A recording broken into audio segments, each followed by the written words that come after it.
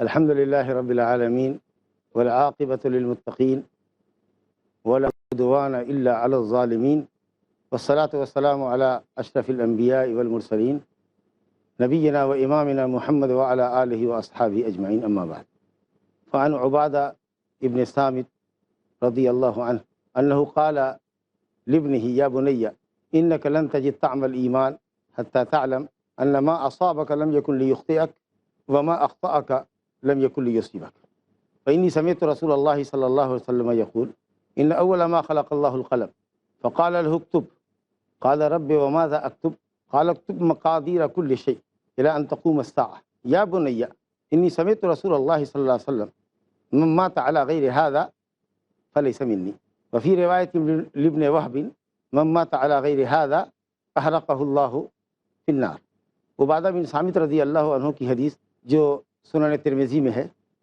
اور مسند احمد میں بھی ہے، آپ کے سامنے بیان کی گئی۔ اور ایک روایت چھوٹی سی ابن وہب کی روایت ہے، غالباً یہ بھی روایت عبادہ بن صامت سے ہی ہے۔ ابن وہب ایک راوی ہیں جنہوں نے اسحاق سے روایت کی ہے، اور پھر یہ روایت بھی عبادہ بن صامت سے، اس کا ایک ٹکڑا آپ کے سامنے پڑھا گیا۔ حضرت عبادہ بن صامت رضی اللہ عنہ جلیل القدر انصاری صحابی ہیں، سابقین اولین میں سے ہیں، بدری صحابی ہیں، جنگ بدر کے شرکاء صحابہ کی بڑی عظمت ہے، اور اپنے قبیلے کے سرداروں میں سے بھی۔ انہوں نے اپنے بیٹے کو نصیحت کی۔ ان کے اس عمل میں ہمارے لیے یہ نمونہ ہے کہ ہم لوگ بھی اپنے اہل و عیال کو گاہے بگاہے نصیحت کرتے رہیں، ان کو اچھی باتیں بتاتے رہیں تاکہ ان کے علم میں اضافہ ہوتا رہے، ان کے عقیدہ و عمل کی اصلاح ہوتی رہے۔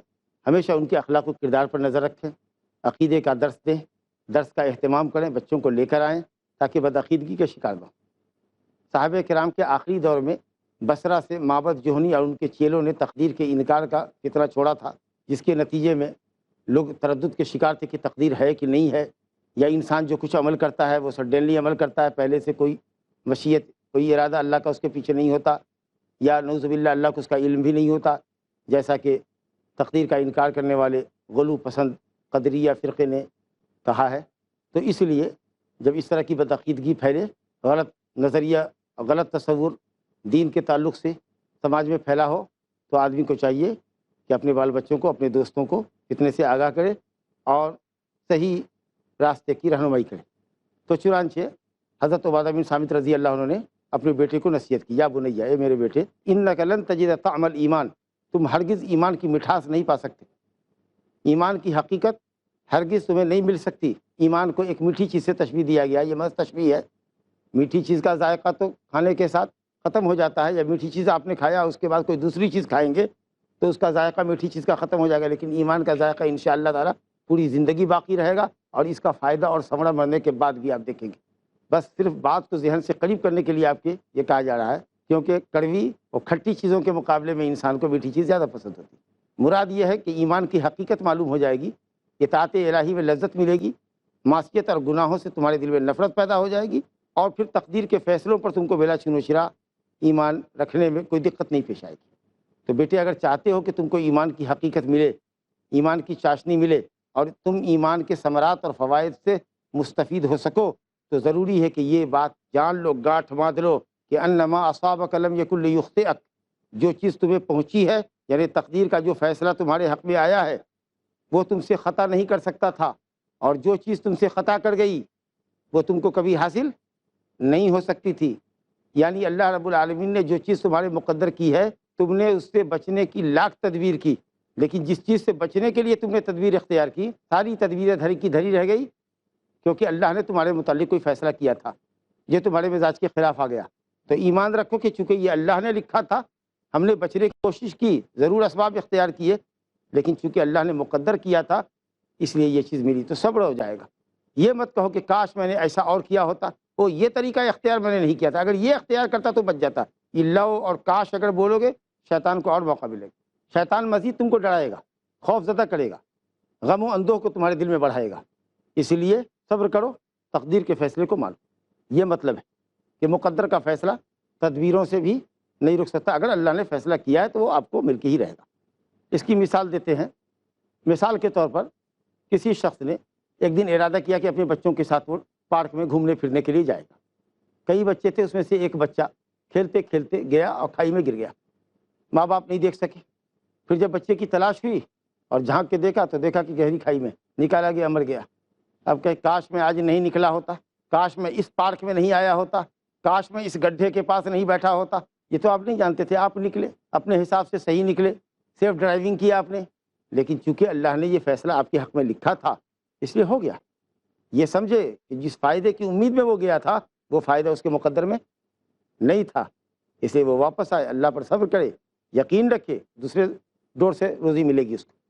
کہا بیٹے سنو، میں نے رسول اللہ صلی اللہ علیہ وسلم سے سنا ہے، آپ نے فرمایا کہ اللہ تعالیٰ نے سب سے پہلے قلم کو پیدا کیا اور قلم کو کہا لکھو، تو قلم نے کہا اے میرے رب میں کیا لکھوں؟ تو کہا لکھو، ہر چیز کی تقدیر لکھو، قیامت تک ہر چیز کی تقدیر لکھو۔ قلم جاری ہو گیا، اور مسند احمد کی روایت میں ہے کہ جیسے ہی اللہ نے وہ اسی وقت جاری ہو گیا لکھنے کے لیے، اور قیامت تک کی تقدیر لکھی گئی۔ تقدیر کہاں تک لکھی ہوئی ہے؟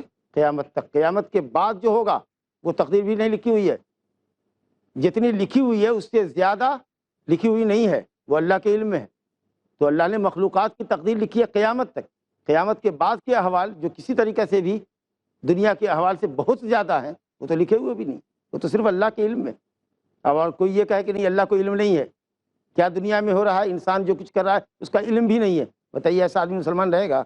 اہل علم نے کہا، علماء اسلام نے کہا کہ وہ کافر ہے جو اللہ کے ازلی علم سابق کا، علم متقدم کا انکار کرتا ہے۔ ہر چیز سے پہلے اللہ کا علم، گویا کہ اللہ نے تقدیر لکھی ہے۔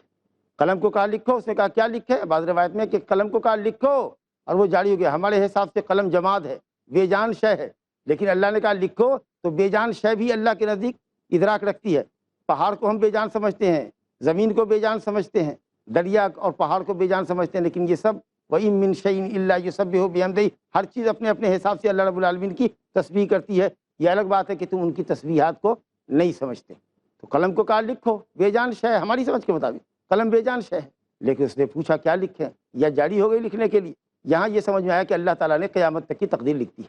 یہ کب لکھی؟ حدیث صحیح ہے مسلم اور بخاری میں کہ زمین اور آسمان کی تخلیق سے 50,000 سال پہلے لکھی۔ زمین آسمان کی تخلیق سے 50,000 سال پہلے، زمین آسمان کو بنانے سے پہلے۔ یہاں رک کے سمجھنا ہے کہ سب سے پہلے جس چیز کو اللہ نے پیدا کیا وہ چیز ہے قلم۔ اہل علم میں اختلاف ہے دلیلوں کے پیش نظر کہ سب سے پہلی مخلوق قلم ہے یا عرش۔ تو امام ابن جریر طبری رحمۃ اللہ علیہ، علامہ ابن الجوزی رحمۃ اللہ علیہ اور دوسرے کچھ علماء نے کہا کہ یہ حدیث عبادہ بتاتی ہے کہ سب سے پہلی چیز جس کو اللہ نے پیدا کیا وہ قلم ہے، جس کے ذریعے اللہ نے بندے کی تقدیر یہ لکھوائی۔ اللہ اکبر۔ قلم کو کہا لکھو، قلم اللہ کی مخلوق ہے، تابع فرما نے کہا لکھو، جاری ہو گیا۔ اللہ کے لیے تو کہا کن ہو جاؤ، وہ وجود میں ہو جاتی ہے شے۔ تو اس حدیث میں آیا کہ سب سے پہلی چیز قلم ہے۔ لیکن دوسری حدیث جو عمران بن حسین رضی اللہ عنہ سے صحیحین میں، صحیح بخاری میں ہے، خاص طریقہ سے صحیح بخاری میں روایت ہے کہ کان اللہ ولم یکن شیء قبلہ، اللہ تھا اس سے پہلے کوئی چیز نہیں، سب سے پہلے اللہ۔ وکان عرشہ علی الماء، اور اللہ کا عرش پانی پہ تھا۔ تو اس حدیث سے علماء کہ سب سے پہلی مخلوق عرش ہے، یہی جمہور کا قول ہے۔ کچھ لوگوں نے کہا پانی پر تھا، تو پہلے پانی تھا، اس پر عرش تھا اللہ کا۔ اللہ اکبر۔ حضرت عبداللہ بن عباس سے کسی نے پوچھا اور پانی کہاں تھا؟ تو کہا ہوا پر۔ تو اب یہ تین چیز آتی ہے، عرش، پانی اور ہوا۔ ہوا کی پیٹھ پر عرش، عرش الہی۔ ابن عباس رضی اللہ عنہ نے کہا۔ بہرحال جمہور امت کے علماء نے کہا کہ سب سے پہلی مخلوق جو اللہ کی مخلوقات میں سب سے عظیم مخلوق ہے وہ ہے عرش الہی۔ یا کئی اور جواب ہوں گے لیکن اس وقت آپ کے لیے دو جواب حاضر ہے۔ اللہ رب العالمین نے بندے کی تقدیر لکھنے کا ارادہ کیا، فعل سے پہلے ارادہ، مشیت، چاہت، تو اللہ رب العالمین نے قلم کو پیدا کیا۔ تو قلم اول مخلوق ہے اللہ تعالیٰ کی تقدیر لکھنے کے تعلق سے، پہلی مخلوق قلم، کیونکہ اللہ نے قلم کو پیدا کیا، کہا وہ تم لکھو۔ گویا لکھنے کی باری جب آئی، لکھنے کا جب وقت آیا تو اللہ نے قلم کو پیدا کیا۔ اس سے یہ لازم نہیں آیا کہ علی الاطلاق یہ مخلوق سب سے پہلی مخلوق۔ دوسرا جواب علماء نے دیا ہے کہ جو مخلوقات آپ کی ہماری نظروں کے سامنے ہیں، زمین، اس میں سب سے پہلی مخلوق قلم ہے۔ انسان کے مشاہدے میں جو مخلوقات ہیں اس میں سب سے پہلی مخلوق قلم ہے۔ عرش الہی چونکہ مشاہدے میں نہیں ہے کیونکہ وہ ساتوں آسمان کے اوپر ہے، پہلے ہی آسمان، وہ بھی نیچے ہم دیکھ رہے ہیں، نچلا حصہ دیکھ رہے ہیں۔ تو یہ دو جواب علماء نے دیے ہیں کہ تقدیر کے لکھنے کے تعلق سے پہلی مخلوق قلم ہے، یا جو عالم مشاہدے میں ہے اس میں پہلی قلم مخلوق ہے، ورنہ علی الاطلاق مخلوقات میں سب سے پہلی مخلوق اللہ کا عرش ہے۔ بعضوں نے کہا پانی ہے، کسی نے کہا ہوا ہے، لیکن جمہور علماء نے کہا کہ عرش الہی۔ بہرحال قیامت تک کا معاملہ اللہ نے لکھ دیا، ساعت تک، قیامت تک۔ قیامت کو قیامت کیوں کہتے ہیں؟ اہل علم نے یہاں گفتگو کی ہے۔ قیامت قام یقوم سے اٹھنا، قیامت کے دن سب لوگ قبر سے اٹھیں گے، اس لیے قیامت کو قیامت کہتے ہیں۔ لیوم عظیم یوم یقوم الناس لرب العالمین، رب العالمین کے سامنے کھڑے ہوں گے۔ قیامت کو قیامت اس لیے کہتے ہیں کہ قیامت والے کھڑا ہونا، لوگ قبروں سے اٹھ کھڑے ہوں گے، یا اس لیے قیامت کہتے ہیں کہ ہوگی انا لننصر رسلنا والذین آمنوا فی الحیات الدنیا ویوم یقوم الاشہاد، جس دن گواہیاں قائم ہوں گی ایک دوسرے کے حق میں، ایک دوسرے کے خلاف، اور اس لیے قیامت کہتے ہیں کہ اس دن میزان عدل نصب کیا جائے گا، میزان قائم کیا جائے گا اور اعمال تولے جائیں گے۔ بہرحال قیامت تک کا علم لکھ دیا۔ عبادہ بن سامت تاخیر پہ کہتے ہیں بیٹا تم نے سن لیا کہ اللہ نے سب سے پہلی مخلوق قلم لکھا، اس کی تفصیل آپ نے سن لی، تعلق ہو تقدیر خلائق کی، مخلوق کی، ہر چیز کی تقدیر اللہ نے لکھ دی قیامت تک۔ انشاءاللہ ایک وقفے کے بعد گفتگو جاری رہے گی۔ لا الہ الا اللہ۔ بڑی علمی، نفع بخش اور انشاءاللہ مزیدار گفتگو چل رہی تھی کہ اللہ کی مخلوقات میں سے سب سے پہلی مخلوق کون سی؟ حدیث عبادہ کہتی ہے کہ قلم، اور حدیث عمران جو صحیح بخاری میں ہے اس سے ثابت ہوا کہ اللہ تھا جب کچھ نہ تھا، اور اللہ کا عرش پانی پہ تھا۔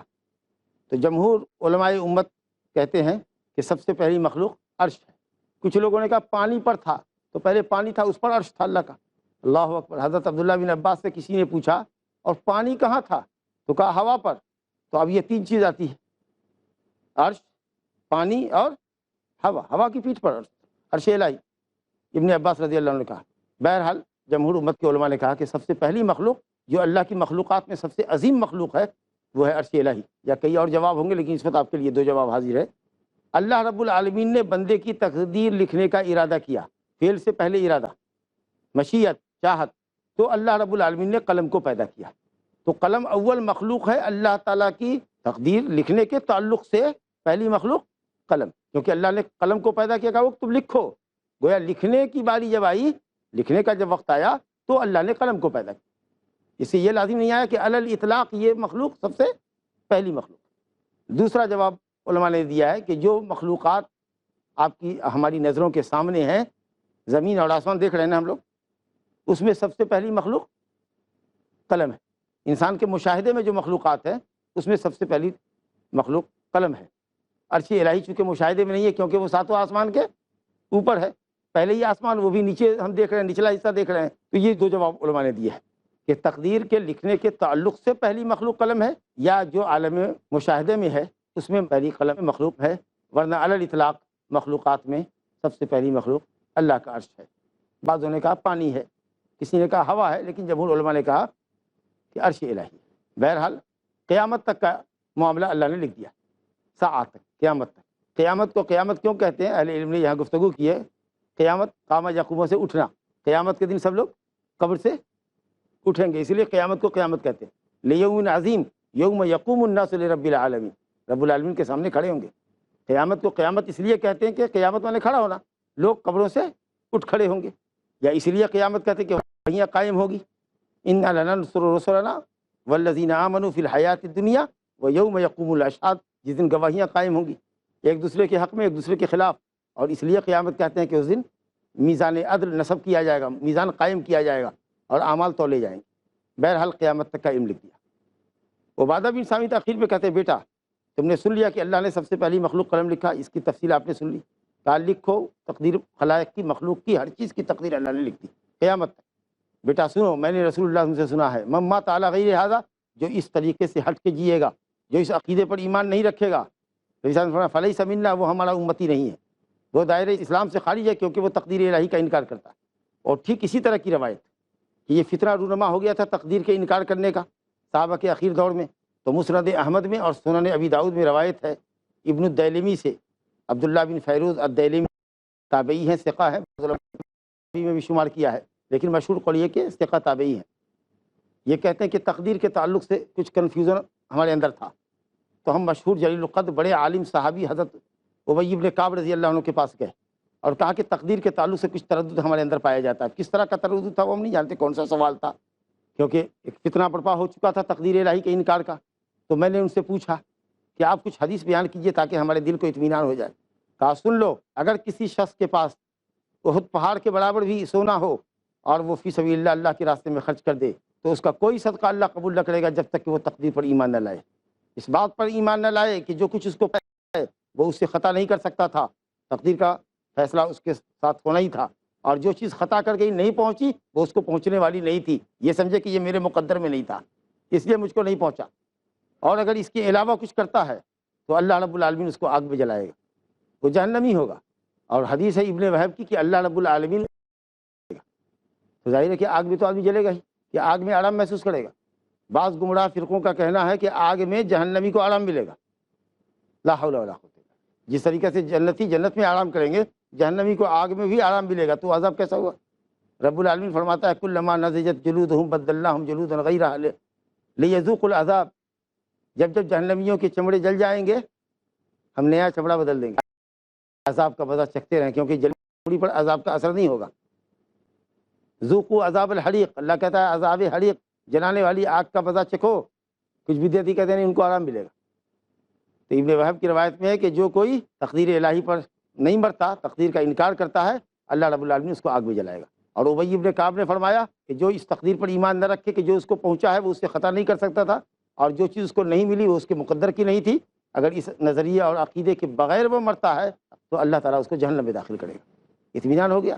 اتنی بات سے آپ کو بھی اطمینان ہو جانا چاہیے۔ ایک مومن کی شان یہ ہے کہ جب اللہ اس کے رسول کا حکم اس کے سامنے آ جائے، اب جتنا لوگ مغالطہ پیدا کرتے رہیں، کیونکہ اللہ اور اس کے رسول نے فرما دیا ہے، اس لیے ہمارا ایمان اس کے اوپر پختہ ہونا چاہیے۔ ایک مومن کی یہی شان ہونی چاہیے۔ حدیث سنا دیا، تقدیر نہ ماننے والے کا کیا انجام ہے سنا دیا، وعید کی حدیث سنایا، ایمان ہو گیا، اطمینان ہو گیا، واپس گئے۔ لیکن تحقیق اور تثبت کے لیے، معاملے کی مزید تحقیق کرنے کے لیے عبداللہ بن مسعود کے پاس گئے، زید بن ثابت کے پاس گئے، حذیفہ بن یمان کے پاس گئے، ان لوگوں سے بھی پوچھا، ان تینوں نے بھی بالکل وہی بات کہی جو ابی بن کعب نے کہی۔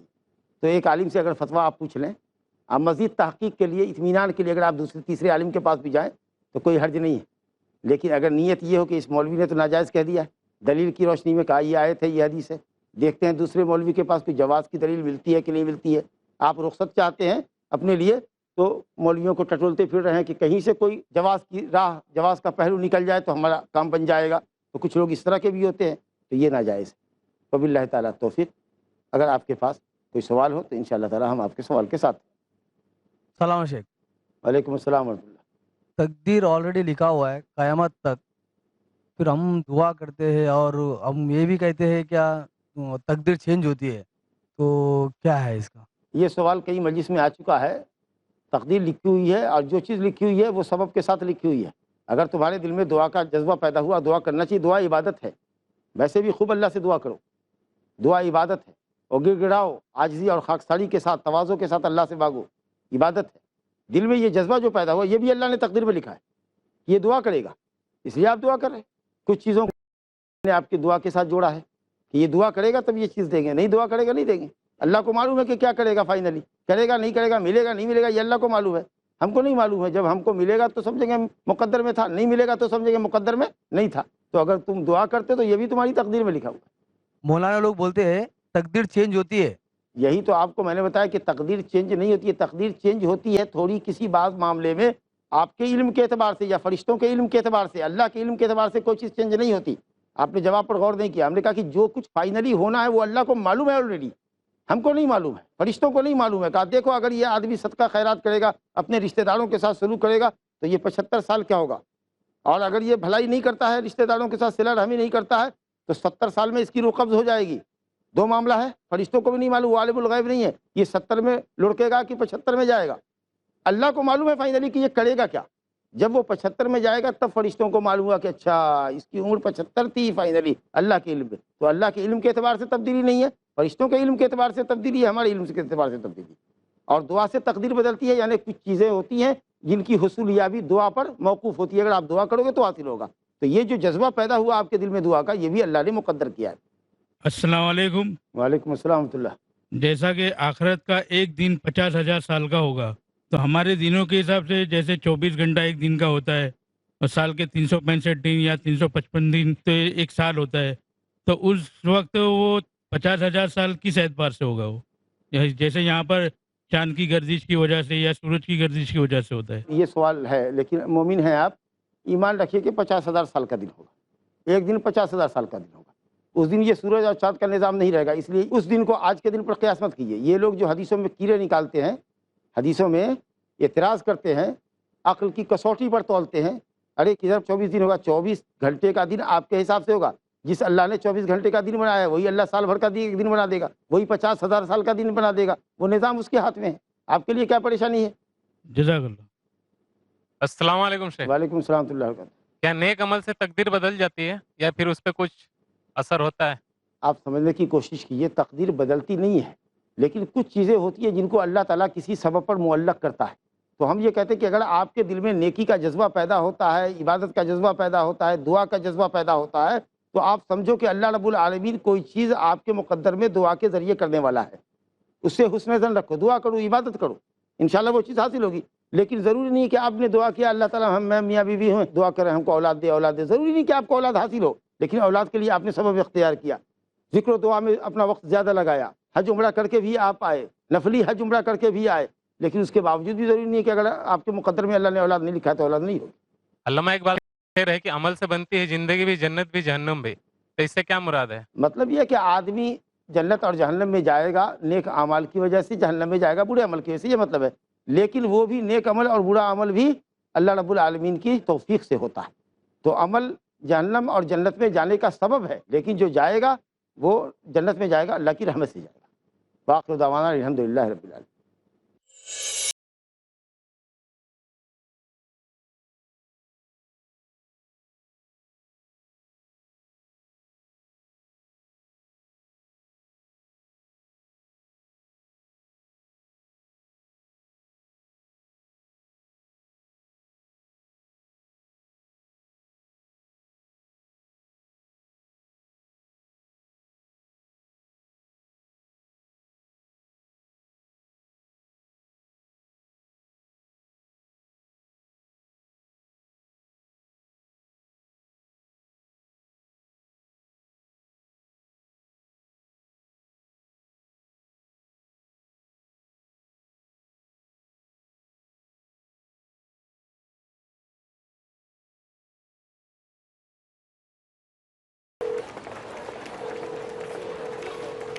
السلام علیکم. وعلیکم السلام. کیا بات ہے, کوئی خاص کام کر رہے ہو کیا؟ ہاں, دیکھ رہا ہوں کہ اپنی زکوٰۃ کی رقم کہاں دوں. پیس ٹی وی اردو سے بہتر کیا ہو سکتا ہے؟ زکوٰۃ اور Peace T V Urdu T V channel? میں کچھ سمجھا نہیں. میں سمجھاتا ہوں. اگر ٹی وی چینل اسلامی ہے تو کیوں نہیں؟